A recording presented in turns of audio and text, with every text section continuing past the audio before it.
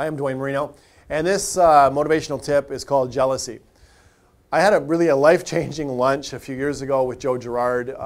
Every time I meet with him, he's got a different message for me in some way, somehow. I'm not even sure if he's really aware that he's doing that, but he's somebody I admire, I look up to, and he's got a certain way of presenting things that I've never really quite heard anybody else have. Just a unique way of giving me stuff to consider in my life, and I call these tips that I'm giving you in some cases, sort of a message in the bottle. They might not apply directly all the time, but there is a message behind every single one of them. I was having lunch with him and his wife, Kitty, in Detroit at the bottom of the General Motors Towers there, right by the Detroit River. There's an Italian restaurant there where he likes to frequent. And we're just eating lunch, and he's having his pasta, and I'm having mine, and his wife's eating whatever she's eating. And he turns over to me, kind of looks at me, and he grabs my hand, much like my father or my grandfather maybe would have. And as he grabs my hand, he kind of gives it a bit of a squeeze. He starts to almost turn red, and he looks pretty upset. And he goes, Marino, do you have the disease? And that was it. And I'm looking at him, and I'm not sure what to say, and I didn't know what he was talking about. And he was upset. It looked like he was going to almost cry, actually. And then he goes back to eating his lunch. And then a good minute or two went by, and I didn't say anything. I didn't know where to go with it. I didn't want to look silly and ask a question to him. I thought maybe I'm supposed to know what he meant. So I looked to his wife, and I said, Kitty, I said, I'm sorry. I don't understand. What does he mean? What's the disease? And she goes, oh, Duane, you don't know what the disease is? I go, no. And she goes, well, I'll tell you, it's taken out a lot of people out of our lives. Lots of people have kind of passed away or passed on due to the disease. And she says, I can tell you, based on what I'm seeing here with you and where your life is headed, if it hasn't hit you already, it's probably going to show up at some point, and it's awful. It's an ugly, ugly thing. And I go, well, what is it? She goes, it's jealousy.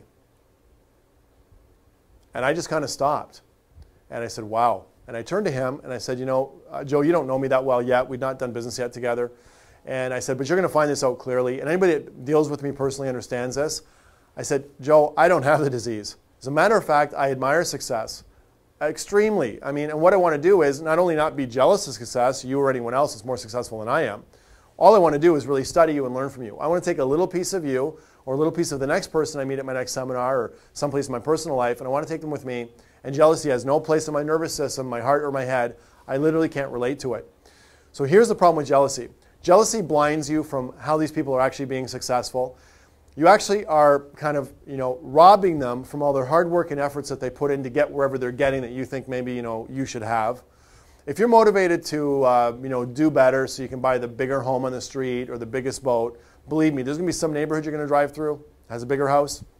Some boat's going to pull up beside you or, dock in the slip beside you. It's got a bigger, nicer boat. It is impossible to keep up based on sort of physical, materialistic benchmarks. We can't compete with other people.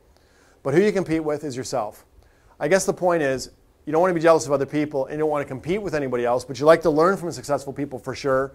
Admire it, give credit where credit is due, which is what I do constantly. Go to my website. However, you want to compete with yourself and every day get a little bit better than what you were yesterday. I really hope that if you have any jealous people in your life, you find some way to deal with that, compartmentalize them, get to a point. I've got some other tips here. You can't eliminate everybody out of your life, but there's other little ways you can reframe them, where maybe they're not quite so hurtful or painful for you.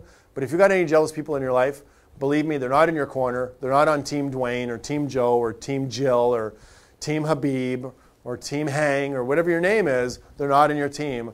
Somehow, some way, you got to find how you can sort of, put those people in their place mentally, emotionally, or avoid them.